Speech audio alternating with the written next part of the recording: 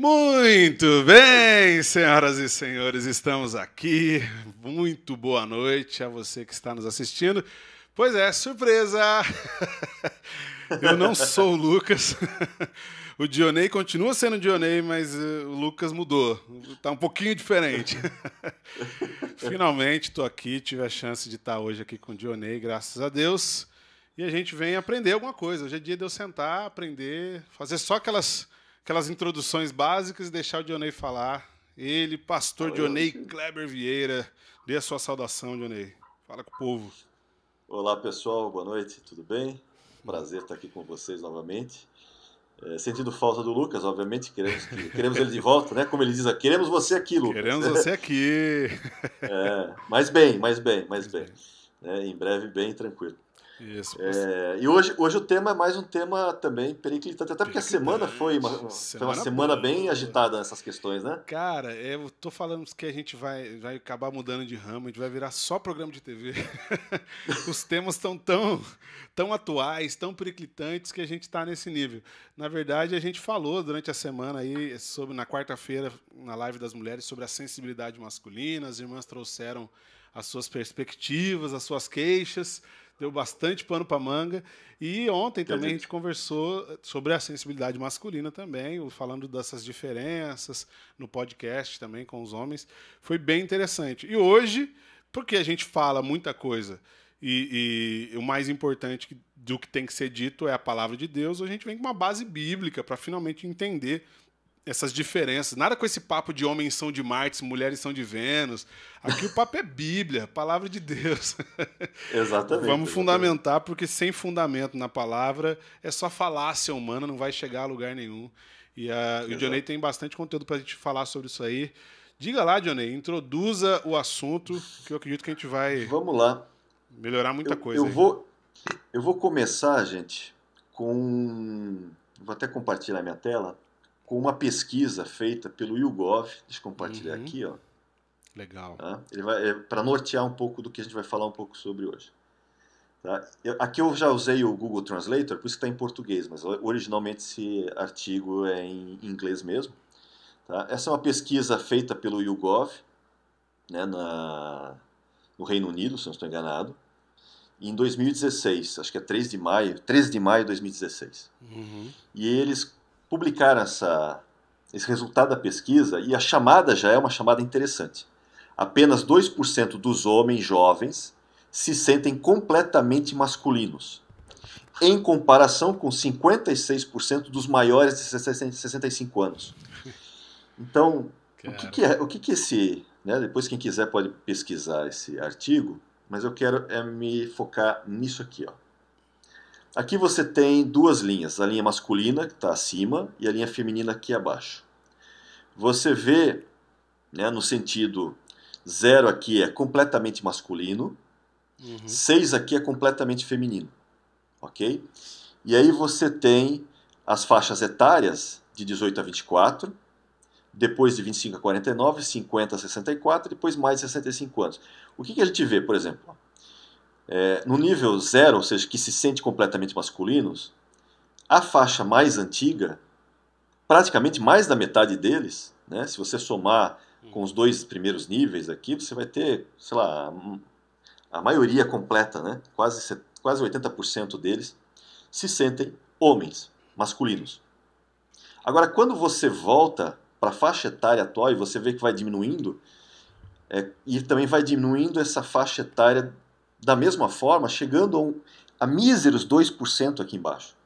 Né? Então você tem 2% de homens hoje entre 18 e 24 anos que dizem, isso no Reino Unido, né, que se sentem completamente masculinos. Ou seja, há um ataque à masculinidade visualmente, né, perceptível ao longo dos anos. Muito claro. Chegando aos extremos que nós estamos vendo agora. E na feminilidade também não é diferente. Ó. Se você olhar aqui a feminilidade, 59% das mulheres com mais de 65 anos se sentem completamente femininas.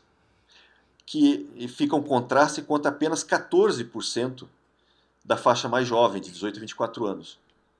Né? E novamente, se você considerar as duas primeiras faixas, né, isso aqui tem mais de 70%, né, contra uma faixa muito inferior, claro, o ataque não é tão forte quanto nos homens, mas nas mulheres, ainda assim, você vê uma diminuição considerável, né? Dá para ver aí? Dá, cara, eu tô impressionado com o quanto essa variação é grande, o salto é muito grande da faixa de Muito grande. 18 a 24 para 65 acima, é muito grande, cara. Muito. E, cara, que loucura. É claro que isso tem o quê? Tem muito a ver com a massificação da mídia, né? Nos últimos anos, a mídia ela cresceu e massificou muito a informação em vários aspectos, e agora, claro, a internet nesses últimos 20 anos, Sim, ela tem alcançado, até pela mídia social e várias outras formas, né?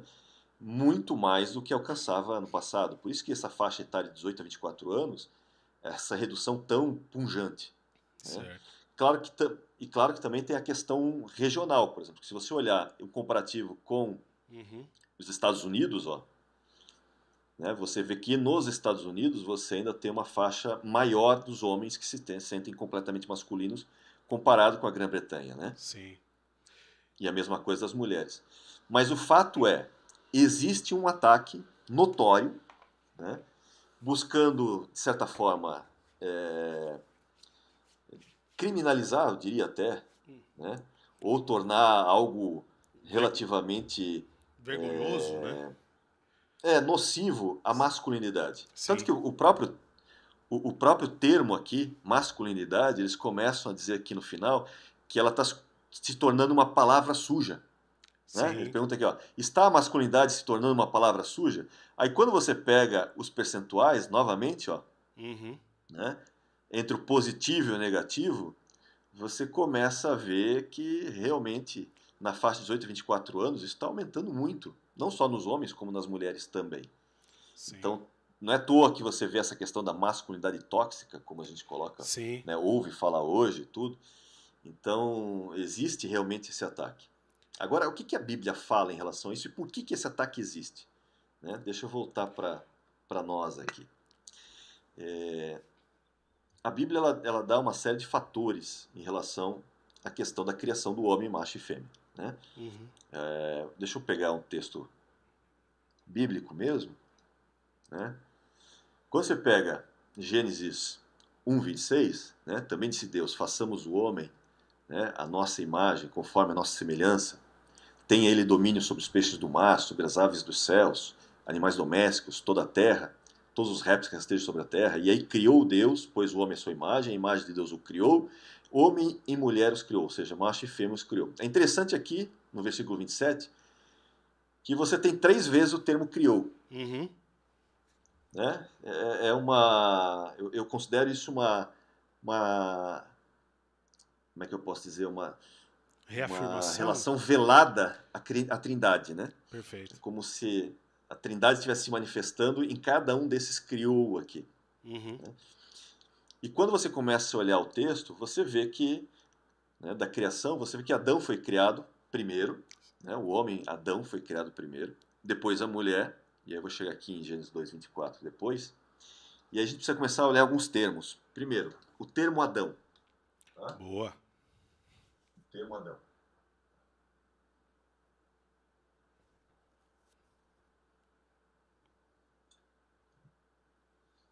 Primeiro, o termo Adão ele é constituído por essas 3 letrinhas aqui, ó, tá?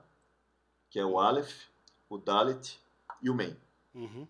Aqui tem uma coisa curiosa relacionada ao nome de Deus, né? Lembra que a gente já falou sobre isso outras vezes? O nome de Deus é esse aqui, né? Yud Rei Vav Rei.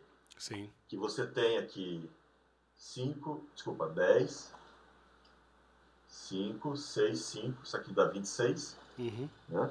Que indiretamente aponta para o Aleph, né? Porque o Aleph é um Vav, né? É como se fosse um Vav aqui, 6, com 2 Yuds, um embaixo e um em cima, que é 10 com 10, que isso aqui também dá 26.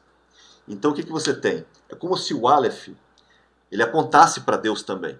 Não é à toa que vários dos nomes de Deus começam com o Aleph. Um Elohim, Aleph. por exemplo, começa com o É. Aleph. Uhum. Adonai começa com o Aleph. O próprio El, né, de El Shaddai, El Elyon, todos esses Els começam com o Aleph. Então é como se fosse aqui uma representação de Deus, de certa forma, simbolicamente. Sim. Né? E aí eu tenho esse Dan aqui. E Dan no hebraico é sangue. Então, Adão, de certa forma, é como se o texto dissesse o seguinte: Adão, né, o homem, é como se fosse Deus Que sangue. em sangue. Né? Não é à toa que o texto fala que fomos feitos à imagem dele, e aquela imagem dele é a sombra, de certa forma, né? A sombra dele. E é interessante o termo criou, que depois a gente vai ver que ele cria do barro, né?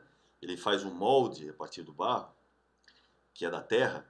E é interessante que o termo bará, que é o termo para criar e que está sempre associado unicamente a Deus, é interessante no texto bíblico que o termo bará de criação, ele está sempre falando com o sujeito desse verbo que é Deus. Deus é o sujeito que usa o bará, é o que cria, né, no sentido de criar do nada. Mas bará também significa você engordar, encher. Uhum. Então é como se Deus estivesse criando o homem, ele tivesse feito aquele molde do barro, e claro, barro molhado, né? Sim. Barro molhado por quê? Porque molhado com água, que barro seco não dá para você modelar. Uhum. Então, barro molhado, e a água fala da palavra. A palavra, né? É como se ele moldasse com a palavra, e ele vai enchendo o homem com a sua imagem. Ou seja, como se ele fosse enchendo e projetando a sua imagem dentro do homem até que ele sopra, né, o fôlego de vidas no homem, e o homem efetivamente vem à consciência. E é interessante que ele diz que ele cria o homem macho e fêmea. Macho e fêmea os criou. Ou seja, nós sabemos o quê? Que Eva já estava dentro de Adão. Uhum. Eva já estava dentro de Adão. O que vai acontecer depois, em Gênesis 2, é que Adão vai dormir, né, vai entrar numa anestesia geral, de certa forma, um sono simbólico, como se fosse o sono da morte, onde depois vai ser tirada a Eva de dentro de Adão, né, do lado de Adão aqui, da costela, né, onde Deus provavelmente vai fazer, sei lá, engenharia genética, não sei o que Deus fez, né, mas provavelmente, sei lá, botou num repositório lá biológico para, né, crescer, fez uma engenharia genética lá, alguma genética coisa. de primeira linha, inclusive. Não é De essas primeira porcaria linha, que tem hoje top, em dia, não. top. É como se diz, né? O homem foi feito do barro. Sim. A mulher foi feita da costela. Por isso que o homem, por exemplo, quando acontece alguma coisa no homem, né, o homem é mais durão, assim, mais... como é que eu posso dizer? Mais seco, né? Seco, né? Nós somos homens, podemos saber disso. Nós somos mais secos. É que nem o barro, né? Que você pega o chão e você risca o chão, depois você passa barro em cima de novo, fica tudo normal. A vida que Agora segue. experimenta você riscar a costela. Ah, rapaz. Dói e dói pra chuchu. Você vai lembrar disso daqui uns 10 frágil. anos. Exatamente. Por isso que a mulher é mais frágil, ela sente mais, né? Cara, muito legal isso. Só tentando fazer um primeiro resumo, cara. Então, assim, a gente está olhando que, ao contrário do que o mundo coloca, a masculinidade, ela não deveria estar sendo considerada pela humanidade como uma palavra suja, né? Como a estatística, o estudo ali está mostrando, né? Que, ou seja, o projeto de desconstrução da masculinidade, de alguma forma, está também tá associado ao projeto de desconstrução da pessoa de Deus, que revelou-se na sua criação, que é o homem, né? Então, esse verbo bará aí é Deus criando a partir da sua imagem, como o texto mesmo diz, e colocando a sua imagem no homem. Então, quando eu desconstruo, e aí não só no homem sexo masculino, mas a começar pelo homem do sexo masculino, quando eu desconstruo isso, eu estou desconstruindo também Deus, e aí a sociedade começa a sofrer as consequências. Cara, que loucura, bicho, que loucura. E eu vou mostrar isso com mais detalhes, né? É interessante, por exemplo, que antes da queda, você vê... Deixa eu botar o texto aqui, ó. Deixa eu botar o texto bíblico, deixa a Bíblia falar por si, né? Quando você pega o capítulo 2, versículo 23, você assim, ó, né, que aí Deus apresenta, né, a mulher para o homem, né, e aí disse o homem: esta afinal é osso dos meus ossos, carne da minha carne, chamar-se-á varoa. Varoa aqui é Ixá, né, mulher. Então chamar-se-á mulher, porquanto do homem, Ish, né, foi tomada. E aí vem aquele famoso texto sobre o casamento: por isso deixa o homem pai e mãe, se une à sua mulher, tornando-se os dois uma só carne. Perceba uma coisa muito curiosa aqui. Antes da queda do homem, na verdade, a Eva não tem o nome de Eva. Não tem nome de Eva, tem nome de Adão. Os dois têm o nome de Adão. Ser humano. Quer ver, ó? Muito legal isso. Deixa eu colocar isso aqui no texto. Deixa o texto falar por si. Gênesis 5:2. Ó, né? Então, ó, vamos pegar do 1, né? Este é o livro da genealogia de Adão. No dia que Deus criou o homem, a semelhança de Deus o fez, né? Como nós acabamos de discutir. Homem e mulher os criou, os abençoou e lhes chamou pelo nome De Adão. Adão. Ou seja, tanto o homem e a mulher eram chamados por um nome só, Um nome só. Adão. Lembra muito a ideia de unidade, né, cara? Exatamente, é isso que eu queria Maravilhoso, falar. cara. Que maravilhoso. Essa questão da unidade é que você já percebe ali. Havia, antes da queda, uma unidade que, claro, a gente não pode dizer que é perfeita, mas muito próxima, né, dessa perfeição, porque vai haver a queda logo em seguida, porque a queda vem da cobiça. Uhum. A gente até está vendo agora, o Lucas está fazendo Romanos com o pessoal, e já falou de Romanos 5, Romanos 6, e Romanos deixa claro que Adão cai, a transgressão dele cai por causa da cobiça. Eva, por exemplo, a gente sabe por Paulo que Eva foi enganada. Sim. Efetivamente enganada. Mas Adão não. Então havia cobiça tanto num quanto no outro. Tanto que na queda você tem justamente a renomeação da mulher. Agora a mulher não se chama mais mulher, agora ela vai se chamar Eva. E é interessante aquilo que a gente já discutiu, né? Quem tem a autoridade dá o nome. Uhum. Por exemplo, nós somos pais. Os nossos filhos, os pais dão o nome dos filhos. Exatamente. Né? Então a autoridade vem daquele que nomeia o outro. Por isso que quando, por exemplo, Adão é criado, Deus chama Adão para nomear os animais. Afinal, Adão, isso aqui, ó, esse reino todo, essa terra aqui é toda tua. Você vai dominar sobre todos eles. Então vem aqui e nomeia cada um deles. Porque você vai dar nome para eles. Eu acho interessante como ali parece que Deus... parece não, de fato Deus está fazendo, ajudando Adão a cumprir a ordem que o próprio Deus deu lá no 1:28, né? Ó, Adão, domine. E aí depois ele traz os animais e fala assim, ó, Adão, vou te ensinar como é que domina. Dê o nome. Porque Deus domina o homem dando para ele o nome de Adão. Porque Deus é que dá o nome dele de Adão. E aí ele fala, agora domine os animais e faça como eu fiz com você. Passa para frente. E aí ele não domina plenamente a ponto de que a serpente engana parte dele, né, que é a mulher. E aí na quebra do domínio existe também a quebra da relação da unidade do casal. Cara, que coisa maluca, bicho. Porque daí a cobiça entra no coração de cada um. E em vez de serem um, se tornam dois indivíduos que agora vão tentar voltar a ser um de alguma forma. Mas agora com resistências. Resistências por quê? Resistências por características próprias e resistências por questões da própria individualidade, né? Sim. Dessa própria cobiça interna que nós às vezes temos e dessas diferenças de propósitos também. Né? Que acaba sendo... Por isso que é interessante que a Igreja de Cristo ela foi convidada, na verdade colocada em missão para voltar a ser um, assim como o Pai e o Filho são um. Né? Essa unidade tem que voltar novamente pela esposa de Cristo, que é a Igreja. O texto de João fala disso, né? Eu queria falar que acaba sendo, no fim das contas, me parece, o fundamento também dos problemas conjugais, exatamente essa questão da individualidade, né? Quando a unidade não é mais o modus operandi, a família começa a caminhar para o buraco, né, cara? Quando eu tenho o direito de ser feliz, mas eu também preciso viver, e aí esse eu na frente é que começa a negação do projeto de Deus e, por consequência, degringola tudo, cai tudo aí, né? E aí falta entender o propósito, né? Por isso que é importante a gente entender a questão do próprio Deus. Deixa eu aproveitar isso aqui, que vai ser fundamental para a gente chegar a essa questão da masculinidade e feminilidade. A gente precisa primeiro entender a questão do próprio Deus, né? Então, Deus se nomeia, claro, você tem vários nomes, né? Deus precisa de nomes? Não. Mas nós precisamos que Ele se revele por meio de nomes. E cada nome enaltece alguma das características de Deus, mas existe um nome que Ele vai usar em particular para se revelar, que é esse nome Yud-Hei Vav-Hei, né? Que alguns transliteram no português como Jeová. Uhum.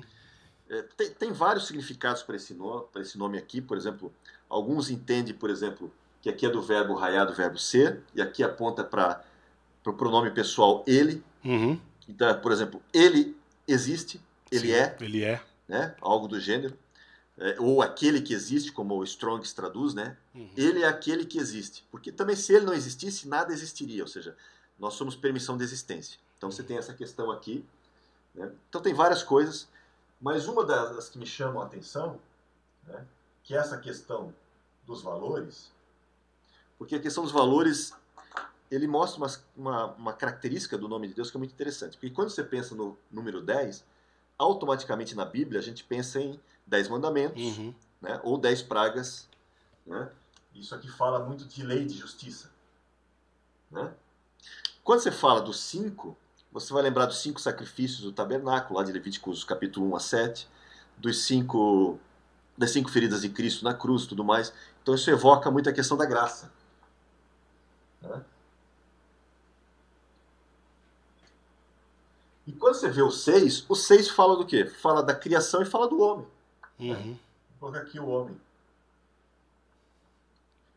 Mas por que eu tenho no nome de Deus uma coisa assim? Porque a lei para o homem, nós sabemos que se a lei estiver diretamente relacionada ao homem, ela significa o quê? É morte. É. É que nem na Arca da Aliança. Lembra da Arca? Sim. Né? Poxa, eu tenho uma arca, mas está longe aqui, não tem como pegar ela aqui. Você tem uma Mas a arca tem réplica da aquela arca. tampa, a tampa do propiciatório. Sim, eu tenho uma arca que eu uso, eu dou no tabernáculo e eu uso ela às vezes. Legal. Então ela tem a arca ali e tem a tampa do propiciatório. A gente sabe que dentro da tampa, da arca, você tem as tábuas da lei, né? Se você pegar um texto de, acho que é 1 Samuel, capítulo A, né? Lembra capítulo 4, eles perdem a arca vai para os filisteus. Sim. Capítulo 5 ela ataca os filisteus, depois ela volta. Os filisteus Obed-edom. ficam 7 meses com a arca, aí tem uma série de furúnculos e ratos e tudo mais. E eles mandam a arca embora, porque a arca está achando problema para eles. Aí ela chega em Israel, e o que eles fazem? Eles abrem a arca, Uhum. né? E quando eles abrem a arca, o texto diz que, aí depende das traduções, alguns dizem que são milhares que morreram, alguns dizem que são 70 que morreram. O fato é que eles abriram a arca e morreram muita gente. Sim. Né? Pelo menos dezenas de pessoas. Por quê? Primeiro, porque quando você abre a arca, né? Eu acho que eu vou pegar ela ali, senão a pessoa não vai entender. Pega lá. Rapidinho. Esse 70 também faz uma diferença, né? A totalidade, né? No Antigo Testamento. O visual ajuda muito. Aham. Ó, aqui a arca, gente. Deixa eu botar os meus olhos, senão não vejo. Ó, tá aqui a arca, tá aqui a tampa do propiciatório. Lembra que quando no Yom Kippur, eles colocavam o sangue Em cima. Né, em cima aqui, a tampa do propiciatório. E a gente sabe que aqui tudo é uma figura do trono de Deus. A gente sabe que a tampa do propiciatório aponta para Cristo, sacrifício de Cristo, né? E aí o que acontece? Se você assumir que aqui dentro tá as tábuas da lei, então o que acontece? Quando eu tiro a tampa do propiciatório e eu vou olhar lá dentro, né? Eu pego aqui e olho aqui dentro, o que há entre mim e a lei? Nada. Nada. E a lei para mim é o quê? Morte. Porque ela me condena. Ela simplesmente ela me destrói. Né? Ela vai apontar o erro em mim e vai fazer a sua cobrança. E a cobrança é a morte. Né? Uhum. E aí o que acontece? Acontece aquilo que a gente vê em 1 Samuel, quando eles abrem a arca. Por quê? Porque existe um jeito de você abrir a arca sem que você morra. Como é que eles faziam isso? Eles não tiravam a tampa totalmente. Eles faziam isso aqui, ó. Girava a tampa. Por quê? Porque entre eu e a lei, eu preciso ter a propiciação. Propiciação.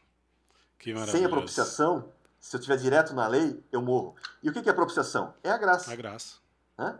A propiciação é a graça, por meio de Cristo. É o que ele fez por nós. E, de certa forma, o nome de Deus aponta para isso. Por quê? Porque entre o homem, entre a sua criação e a lei, o que o homem está? Ele está entre graça sobre graça. Perfeito. Por quê? Porque é uma forma de ele preservar a criação. Uhum. Então você tem todos esses aspectos relacionados. E outra coisa interessante é que existe um nome de Deus, que é a abreviação do nome de Deus que nós conhecemos, que é Iá, né? Que é esse nome aqui. Iá. Por exemplo, a gente fala muito aleluia. Aleluia vem justamente, né? Alelu significa louvado seja. Iá. Quem é Iá? Yud Rei Vav Rei. Iá é a abreviação. Ou seja, Iá fala do nome de Deus. Né? Essa questão dessa abreviação do nome de Deus. Por que, que isso é importante? Por que, que eu estou abordando isso? Justamente para entrar na questão do homem e da mulher. Né? Deixa eu abrir o texto lá, na Bíblia novamente, e aí a gente vai chegar no cerne da questão, de tudo que eu coloquei, da pesquisa e tudo mais, para a gente poder explicar exatamente isso. Vou pegar aquele texto de Gênesis 2:24, que é o texto do casamento, o famoso texto sobre o casamento. Né? Por isso deixa o homem, pai e mãe, se une à sua mulher, tornando-se os dois uma só carne. E aí a palavra para homem aqui, ó, você vai ver no dicionário Strongs, né, que é ish, depois eu vou botar no quadro aqui, acho que eu vou até preparar aqui. Né? Então, eu tenho aqui ish, deixa eu botar aqui do lado. Né? Opa, acho que aqui não vai ficar bom, vou botar mais para cá. Pronto. Ish, e aí eu tenho a mulher, que é Ishá. Né? E a mulher, Ishá. Muito bem. Esses dois termos relacionados, o homem e a mulher, né, que são esses dois termos aqui, ó, quando você analisa, você vai ver o quê? Primeiro você vê que existem letras iguais. Sim, semelhança, né? E letras distintas. Não por acaso as letras distintas estão relacionadas ao nome de Deus. O nome de Deus. Né? Então você tem no homem o Yod, né? E na mulher você tem o rei. Ok? Ou seja, quando os dois se unem, aquilo que a gente já conversou uma outra vez, a ideia é o quê? A união do homem e da mulher é para trazer Deus para a relação. Esse é o objetivo do casamento. Sim. O objetivo da união do homem e da mulher é trazer Deus, é representar quem Deus é nas suas estruturas. E Deus fez o quê? Ele separou no homem e na mulher características dele para o homem e características dele para a mulher. Maravilhoso. Né? Então você tem essa digamos, nessa separação dos sexos, até para mostrar a questão da unidade, né? Porque os dois vão se tornar uma só carne. Depois eu vou falar disso mais para o final, essa questão do uma só carne.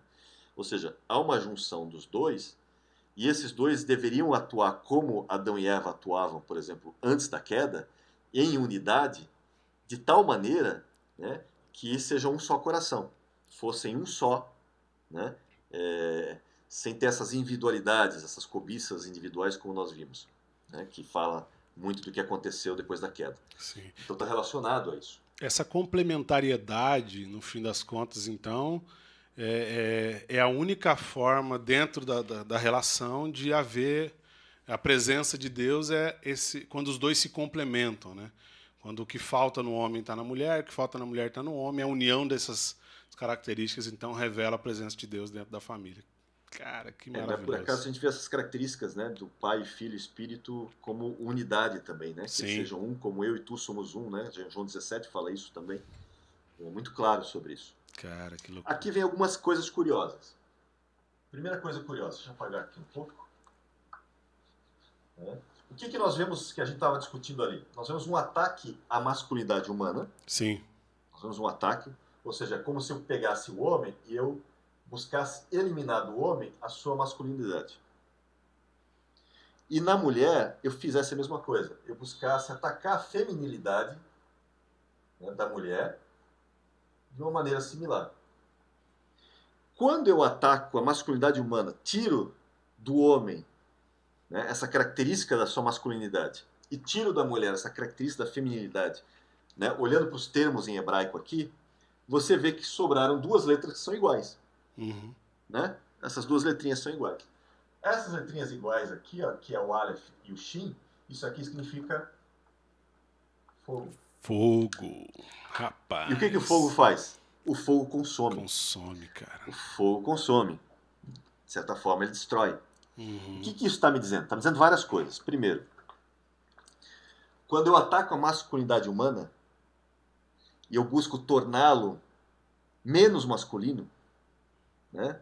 Ou feminilizá-lo, como a gente vê acontecendo aí naquela pesquisa do YouGov que a gente viu já no início, é justamente isso que está acontecendo. O que você está fazendo? Você está destruindo o homem na sua própria identidade. Ele tá, sabe, sendo destruído em si próprio. Então ele vai se queimando, de certa forma. Ele vai se consumindo. Consumindo. E ele não entende por que está se consumindo. Ele está se consumindo por quê? Porque está sendo tirado dele uma identidade que Deus colocou lá dentro. Lá dentro. Mas a sociedade criou toda uma série de sofismas, muitas vezes, para quê?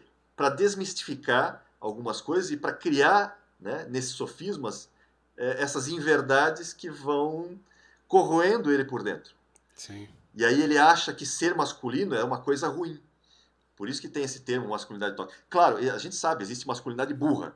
Sim, né? antibíblica. Existe o abuso. A gente sabe, existe o abuso, existe problemas em relação a certas atitudes masculinas. Uma das coisas que a gente referentes... comentou... Desculpa, a gente comentou na live ontem exatamente sobre isso, quanto tentar atacar o modelo de masculinidade é um equívoco, porque você não trabalha a solução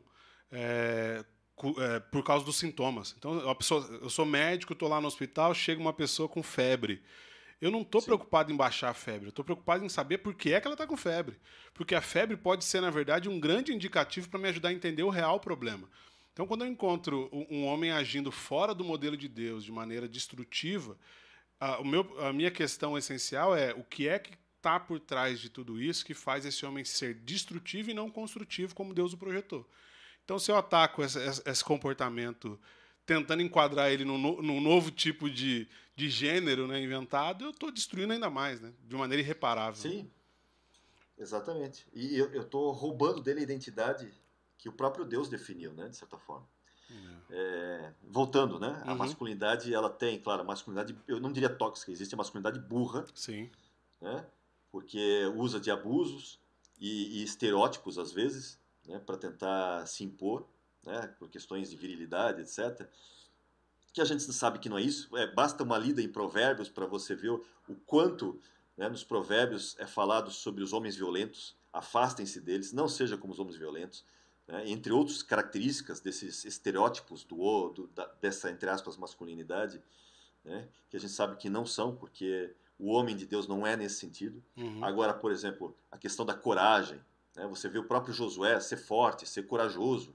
Josué. Depois você vai ver lá no texto que fala aos homens, e ele reitera para os homens do exército de Josué, para que eles sejam fortes e corajosos. Então ele faz uma prédica direta aos homens, para que eles tenham essa força, essa coragem. Por quê? Porque, primeiro, geneticamente, quer queira, quer não, né, o homem é mais forte em vários aspectos. É só olhar esses atletas trans que a gente vê nas competições femininas. Ninguém quer. Em alguns casos chega a ser ridículo até. Ninguém quer lutar contra, né? Nossa, né, não dá. É diferente. Exatamente. Então, o que você tem? Você tem esse sofisma para destruir isso. Isso não é uma característica só masculina. Né? A gente sabe, é feminina também. Está acontecendo nas mulheres também. Não na mesma, digamos, velocidade, mas acontece também. Aquela pesquisa do YouGov deixa isso muito claro. Né? É claro que nos homens está sendo muito mais massacrado. Por isso que tem aquela ideia, né? Será que a masculinidade se tornou uma palavra suja agora? Não deveria ser. Não deveria ser. Nunca deveria ser. O abuso, sim, mas não o termo, né? O que acontece também, cara, é que a ausência de um papel de masculinidade saudável ou bíblica faz com que a mulher tenha que se deformar também para se encaixar. Porque justamente lá no termo, você me corrija no hebraico aí, mas o Ishá, ele também remete à macia, né? A maleável, ela tem mais capacidade de se adaptar, né? E aí eu vejo que na ausência do homem, que é rígido, o espaço vago, a mulher se deforma para ocupar aquele espaço e perde a sua feminilidade, né? Eu vejo isso nos casamentos. Eu vejo às vezes as mulheres tendo que agir como homens no casamento, por exemplo, porque os homens não agem mais como homens, né? Cara, então, muitas vezes acontece isso. Você começa a inverter. Olha que coisa interessante quando você começa a inverter, né? Vamos voltar só para o conceito bíblico do negócio. Você tem o nome de Deus, né? O nome de Deus, Yah. Ok? Então está aqui o nome de Deus, Yah. que Certo. tem justamente os mesmos dois termos, né? Que é como se ele se espelhasse no homem e na mulher juntos. Aham. Né? Ele pega e você tem essas características aqui. Bem, o que a Bíblia diz? Que o homem vai ser o cabeça e a mulher, né? Ela é submissa, e lembra, submissão não é estar numa posição inferior, é estar debaixo da mesma missão. Isso. Debaixo da missão. Ou seja, é uma mesma missão, não é questão de ser inferior, tá? Homens, lembrem disso. É muito leiam, importante. leiam o termo em português com detalhes. É. Né?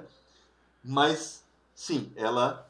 Então tem o homem como cabeça e a mulher depois. Que é a mesma ordem do hebraico. Primeiro vem o Yod, depois vem o rei. Só para lembrar, hebraico se escreve da direita para a esquerda. Uhum. Então essa é a primeira letra, essa é a segunda letra. Certo. Agora, quando eu inverto isso, quando eu boto o rei primeiro e Yod depois, isso aqui também é uma palavra em hebraico. Olha que coisa curiosa. Agora, mas eu botei a mulher primeiro, ou seja, em vez do homem ser o cabeça, a mulher se tornou cabeça. Por quê? Às vezes porque o homem não assume sua função mesmo, sei, uma série de fatores, não importa. Sabe o que significa isso aqui em hebraico? Lamento. Meu Deus.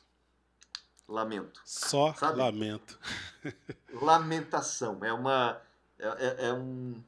uma tristeza, um profundo pesar nesse sentido. Cara, que triste. Por quê? Porque você inverteu a ordem. A ordem é para ser essa, que espelha o Criador. Mas aí quando você inverteu a ordem, você gerou o quê? Você gerou um lamento, você gerou um problema. Ou seja, isso aqui vai gerar tristeza, isso aqui vai gerar dor. Né? Isso é muito E isso legal. a gente vê hoje.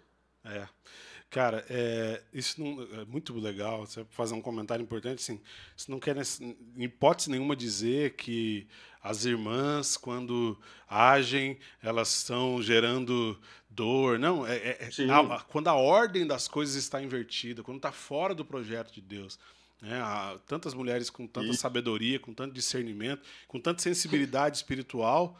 Mas se ela não se posiciona do jeito que Deus a projetou para ser, além de ser cansativo e sobrecarregado, vai ficar sobrecarregada, vai gerar muito lamento para ela e para todo mundo ao redor, com certeza. Sim, é só lembrar um texto bíblico, né, uma situação bíblica bem considerável, é a questão de Jezabel, por exemplo. Isso. Eu ia bater lá em Acabe. Cara. Só olhar o que aconteceu em Israel na época de Acabe e Jezabel. Você vai ver o quanto o povo lamentou, né? Porque estava todo debaixo dessa autoridade invertida, onde Jezabel tomava conta, né, do reino, de certa forma. Influenciava, digamos, Acabe de certa forma. Não que você, como você bem colocou, não estou... gente, não estamos aqui vilanizando mulheres nesse sentido, né? Até porque às vezes as mulheres têm que tomar conta mesmo, que tem cada homem descabeçado hoje em dia, que se a mulher não tomar conta em alguns aspectos... Sim. Mas para isso também... Mas precisa haver uma busca para o padrão bíblico. Exatamente. Havendo recurso. Por isso que o chamado é sempre um chamado à conversão dos homens. Né? A Bíblia, por muitas vezes, vai chamar a postura os homens. Tem um pastor amigo nosso que ele foi perguntado, porque ele tem uma reunião toda semana, ele almoça com os homens. Os homens da igreja almoçam juntos. Todos que conseguem se viram lá e almoçam pelo menos uma vez. Então, um sábado lá, eles se organizam e assim, eles mesmos cozinham, é coisa dos homens. E aí perguntaram para ele, mas por que só isso, esse clube do Bolinha, não sei o quê? Ele falou assim, é porque aqui eu só tenho problema com homem. Eu não estou tendo problema com as irmãs. As irmãs oram, lê a Bíblia, ensina as crianças, não falta. Os homens é que dão trabalho. Então, quando as mulheres começaram a trabalhar, a gente faz quando as mulheres também. E no fim das contas, infelizmente, por muitas vezes a gente tem que lidar com essa ausência do homem no lar, e como o pastor já aconteceu, de as irmãs procurarem e falar assim, meu marido precisa tomar postura e tal. E a palavra que eu sempre trago é o que o conselho de Deus foi assim, busque no Senhor e o Senhor vai te direcionar, te conduzir, como não faltar na sua casa, mas também não ocupar o lugar que é do seu marido. Porque a hora que o Senhor o chamar, esse lugar tem que estar lá. Se alguém ocupar, ele não vai mais. Porque quem direciona? É que nem o cordão de 3 dobras, né? Isso. Quem direciona é Deus. Então, tudo bem, você pode ter um problema hoje, mas se você buscar a Deus, né, principalmente ambos, nossa, o maior interessado em você e na sua felicidade, né?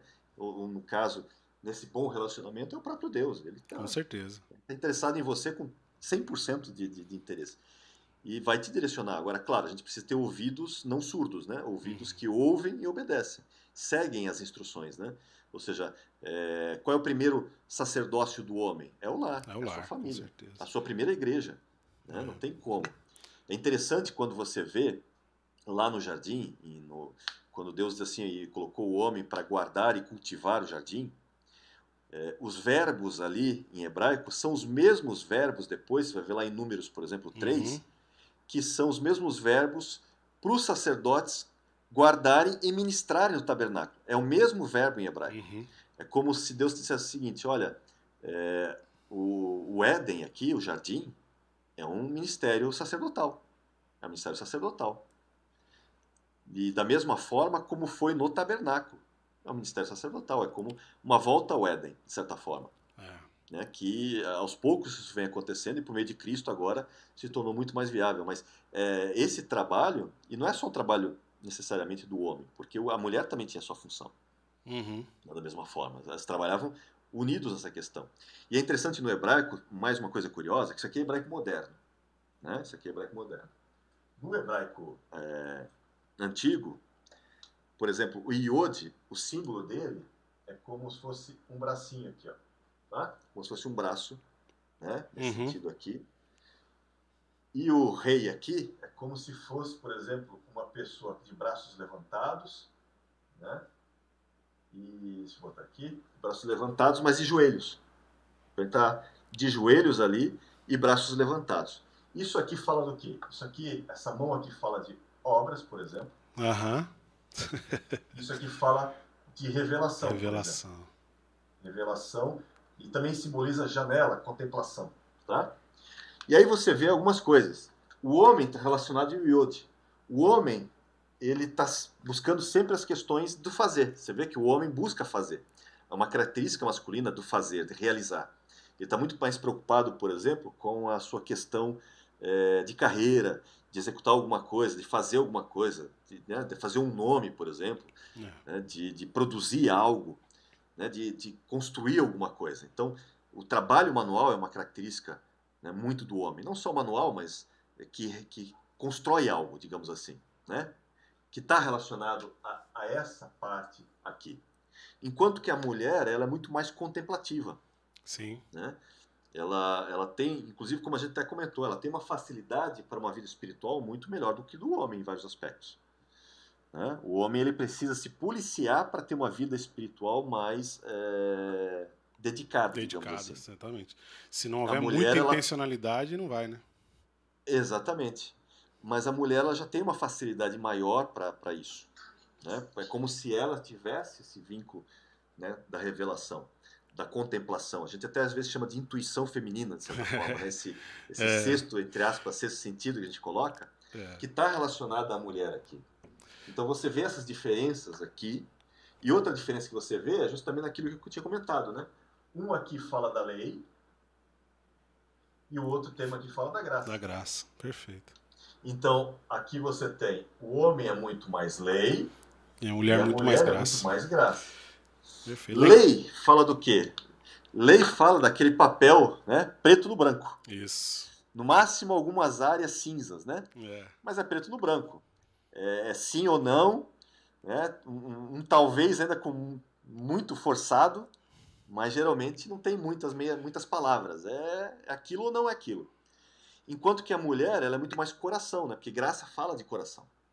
Fala de misericórdia, né? E aí eu costumo dizer o seguinte, aí você entende Paulo aos Efésios. Né? Deixa eu botar o texto de Paulo aqui aos Efésios. Deixa eu compartilhar aqui. Só um pouquinho que tem que mudar aqui minha ordem.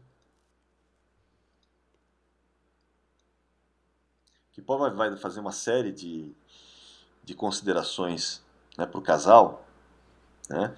E aí Paulo vai falar, as mulheres sejam submissas, né? Submissas, lembra, debaixo de uma mesma missão ao seu próprio marido, como ao Senhor. E já vou salientar que o modelo, né, do marido, o modelo nosso é Cristo, né? Lembra disso já. e eu vou entrar em alguns aspectos daqui a pouco sobre isso. E aí Paulo explica, né, porque o marido é o cabeça da mulher, aquela questão, né, da ordem que a gente acabou de falar aqui, se não vira lamento, né, que é a ordem do nome de Deus. Sim. Como também Cristo é o cabeça da igreja, né, como porém a igreja está sujeita a Cristo, assim também as mulheres sejam em tudo submissas, debaixo de uma mesma missão ao seu marido. E aí ele começa a dizer umas coisas curiosas, diz assim: maridos, amai vossa mulher, como também Cristo amou a igreja e a si mesmo se entregou por ela. Né? E é interessante que ele vai falar isso de novo aqui, assim também maridos devem amar a sua mulher. E quem ama a esposa, né, a si mesmo se ama. Né? E aí ele vai inclusive falar novamente o mesmo texto, lá de Gênesis 2:24, né? O inicial, né, deixará o homem seu pai e sua mãe, unir-se à sua mulher, os dois tornarão uma só carne. Grande é este mistério, mas me refiro a Cristo e a igreja, por quê? Porque Cristo é o segundo Adão.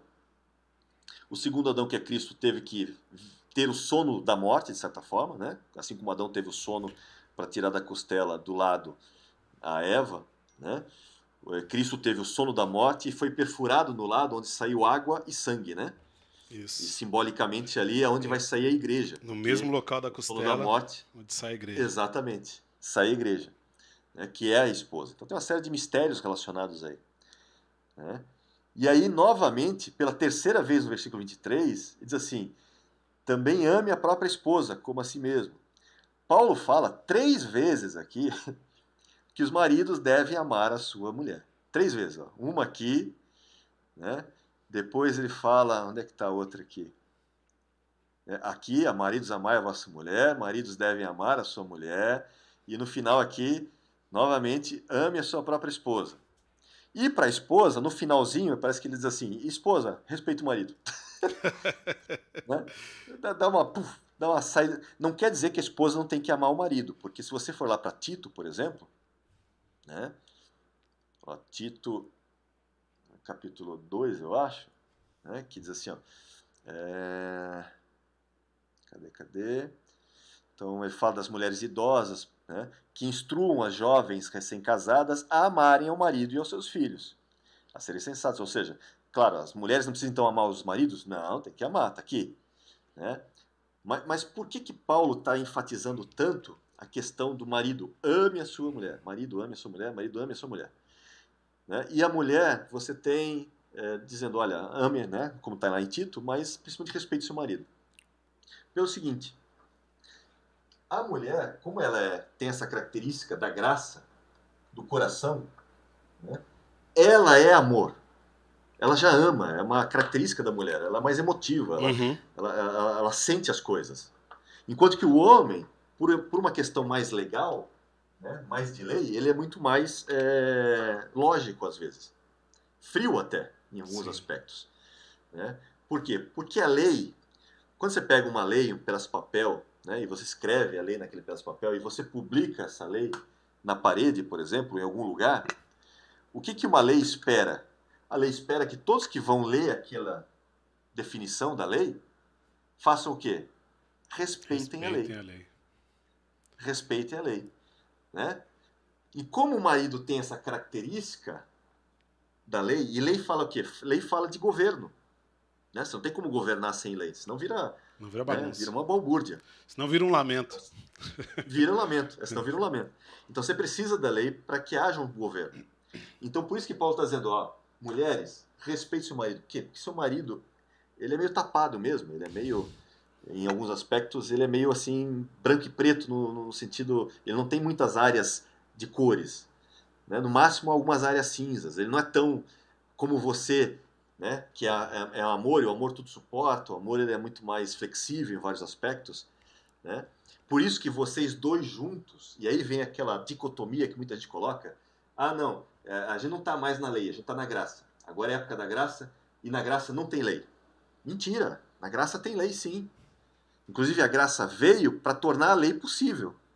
Por isso que Paulo diz, a graça anulou a lei, né? A fé anulou a lei? Não, muito pelo contrário, ele confirmou a lei. Exatamente. Mas não a lei de Moisés. A lei de Cristo, como ele chama em Gálatas 6:2. Espírito e vida. Né? A lei de espírito e vida, a lei, ele chama também de lei da fé em Romanos 3:27. Né? Ele chama de lei de Deus lá em Romanos 7. Romanos 8 é lei do espírito. Tiago fala da lei da liberdade, ou seja, dentro da graça existe uma lei? Sim, existe uma lei.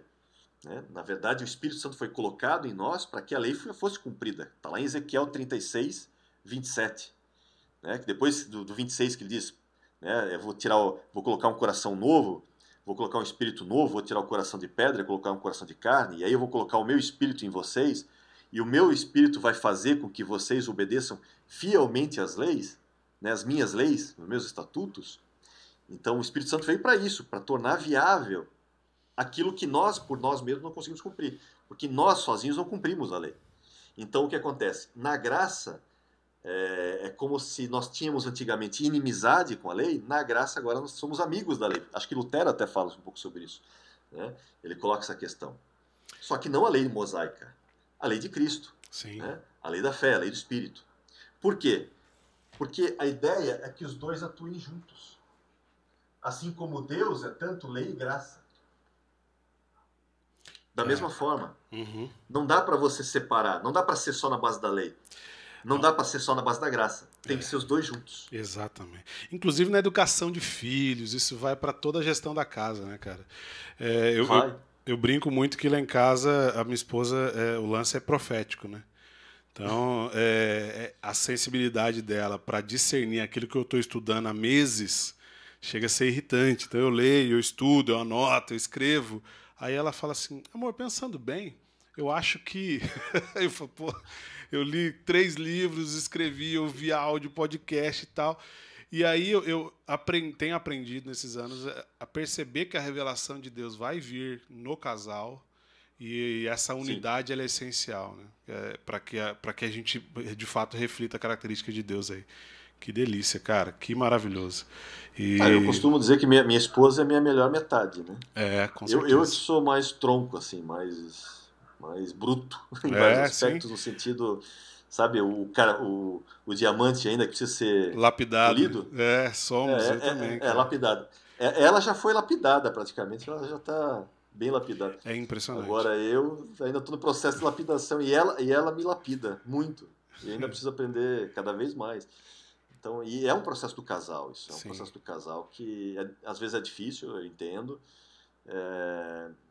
Ainda mais nos dias atuais, onde existe essa situação que vocês já discutiram a semana toda, existe um ataque a características tanto do homem quanto da mulher, em vários aspectos. Né? Existe uma distorção até da questão da masculinidade, existe uma distorção até da feminilidade. Nós vemos um ataque até, por exemplo, você vai ver nos cinemas cada vez mais mulheres atuando como se fossem os homens de ação, por exemplo. Né? Você está vendo que os homens estão virando mais as donzelas em perigo, os homens agora, e as mulheres vão se tornar as heroínas. Ou seja, uma inversão aí, você vê em vários filmes agora acontecendo isso. Porque é a retórica do mundo para tentar desconstruir aquilo que Deus construiu. Por quê? Porque ele sabe aquilo que a gente colocou aqui. Né? Quando você desconstrói a masculinidade e desconstrói a feminilidade, você gera aquele fogo que consome o próprio indivíduo em si próprio. Né? Então, tem todos esses aspectos relacionados. Eu vejo que, na verdade, eu tô rindo muito aqui por dentro, porque eu tô com o computador do Lucas e tá logado no perfil da Mônica. Então, os comentários da Mônica aí sou eu que tô fazendo. Tô fazendo aqui que o Lu tá em perigo, eu vou salvá-lo e tudo mais. O Lucas tá em casa só preocupado que a Mônica mudou. O que tá acontecendo que a Mônica tá escrevendo isso? Mas é piada nossa aqui, piada interna. Liberdade é um problema, rapaz. Cara, mas é muito interessante como esse papel da inversão. Eu conversei já com algumas pessoas de movimentos feministas, pessoas mais interessadas em trocar. Claro que, como a gente falou ontem, são feminismos. Né? Tem causas muito legítimas que estão completamente de acordo com a proposta do Evangelho, e tem um monte de causas que são humanistas, não tem nada a ver. Mas, assim, a gente tem percebido que as mulheres sentem essa falta de protagonismo na sociedade. Só que o protagonismo que a palavra de Deus estabeleceu para a mulher não está na virada do jogo, né? Não está em colocar a mulher acima e o homem embaixo. Está em colocar cada um no seu lugar, né? O pecado Sim, a fez com sua que o função. homem usasse o espaço equivocadamente. A correção desse problema é obedecer a palavra de Deus para que a gente possa juntos revelar aí, né? Vamos pegar o exemplo da própria palavra, né? Sim, Você gostem ou não, o homem tem a função do protetor, biblicamente falando. sim, sim. Biblicamente falando, o homem é o protetor do lar. Tanto que você vê, Paulo comenta, se necessário, o homem dê a sua vida pela sua mulher. Exatamente. Mas Esse é não o pede modelo. para a mulher dar a vida pelo seu homem. Nenhum trecho bíblico Né? fala isso, né? Então, mas o que acontece? Você vê hoje uma desconstrução, por exemplo. Já não, eles querem uma situação de igualdade, eles querem tirar essa ideia, na verdade, vilanizar a questão desse homem protetor, como se fosse uma masculinidade tóxica, entre aspas, Uhum. a ponto de, por exemplo, num assalto, né, parece que eles querem que ele bote a mulher na frente, entre o assaltante, a arma, e o assaltante, o homem fica atrás escondido. Sim. Quer dizer, sabe, você cria uma distorção tão grande que a coisa fica fora do seu prumo. E quem é o modelo? O modelo é Cristo. Uhum. Tanto que Cristo deu a vida pela sua esposa, a Perfeito. igreja. Né? Ele Exatamente. deu a vida pela igreja e nós somos convidados a fazer a mesma coisa pelas nossas esposas, se necessário for. Ou seja, essa questão do homem protetor, a Bíblia reitera isso e Cristo é o nosso modelo. É o nosso Sim. modelo de marido, é o nosso modelo de amor. Por exemplo, Cristo ama perfeitamente. O homem é ensinado a amar as mulheres, né? Por isso que Paulo fala 3 vezes, 3 vezes. para ver como a gente é ruim nessas coisas. Né? Ele fala 3 vezes. Por quê? Porque nós precisamos aprender com Cristo a amar as nossas esposas, assim como ele ama a igreja. E, se necessário, dar a vida por elas, como ele deu pela sua esposa. Né? Então, essa masculinidade protetora, ela existe, é bíblica, ela é necessária. Né? E a gente sabe que existem ideologias que estão tentando destruir um pouco certos conceitos. Por quê? Porque, na verdade, querem tem um outro interesse, que não é interesse da Bíblia, né? Não aponta para o Criador, aponta para interesses próprios, humanos, questões Humanistas. humanistas, como você bem colocou. Exatamente. Cara, antes da gente finalizar, eu queria trazer uma palavra de consolo, porque eu sei que há algumas irmãs, não sei se há na live, mas sempre há aquele caso da irmã que ou o marido já não é mais presente, porque qualquer outra coisa da vida aconteceu, ou o marido ainda não entendeu essa questão, e eu sei que essas irmãs sempre ficam em angústia, né? E acho que a primeira palavra de consolo é lembrar que a palavra de Deus vai colocar para essas mulheres que o marido é Cristo. Até que tudo aconteça, a gente tem que lembrar que Cristo é o homem perfeito e o marido perfeito, e ele supre esse lugar como ninguém. Então, o seu consolo Sim. está em Cristo Jesus, ele é a provisão suficiente para a sua casa. Obedeça segundo o projeto de Deus, e Cristo, que é o seu marido, esse vai te sustentar, esse vai cuidar de você. No tempo de Deus, o Senhor vem, o justo juiz vem fazer justiça em seu favor. Isso é promessa e é certeza, né? Mas não tenha dúvida de que o projeto de Deus para a mulher não pode ser mudado porque a sua situação mudou. Esse aqui eu acho que talvez seja o grande lance ideológico, né, Johnny? Que as pessoas, mas a realidade aqui é diferente, então vamos esquecer tudo que a palavra de Deus falou, porque o nosso modelo não é igual ao modelo que a Bíblia está citando. Isso é subestimar a autoridade e o poder da palavra de Deus e do Deus dessa palavra. Né? Imaginar Exato. que ele deu uma única solução que funciona de um único jeito e num único ambiente. Né? Claro que a solução de Deus é completa para tudo isso aí. Né? Exatamente, exatamente. Cara, que da hora, que delícia falar disso. Eu acho que a gente fica. Eu fico aqui horas tranquilamente. Estou vendo as irmãs aqui celebrando horrores, assim, puxa, meu marido tinha que estar vendo. E aí, mas de fato. Bom que vai ficar gravado. Então ainda bem que tá gravado. Irmã, faz o seguinte: chega em casa, coloca. Vamos ver um negócio aqui, amor? Põe na TV, faz uma comida legal, faz alguma coisa divertida ali, aproveita para assistir com o maridão, com a palavra de Deus na mão. Porque com certeza é muito rico aí para a construção das nossas famílias, para edificação. Palavra final, pastor Dionei. E para os filhos também, né? A gente não Opa, pode esquecer. verdade, A gente verdade. tem falado muito de maridos e mulheres, mas a gente não pode esquecer que tem essa questão dos filhos, né? E eles, na verdade, como a gente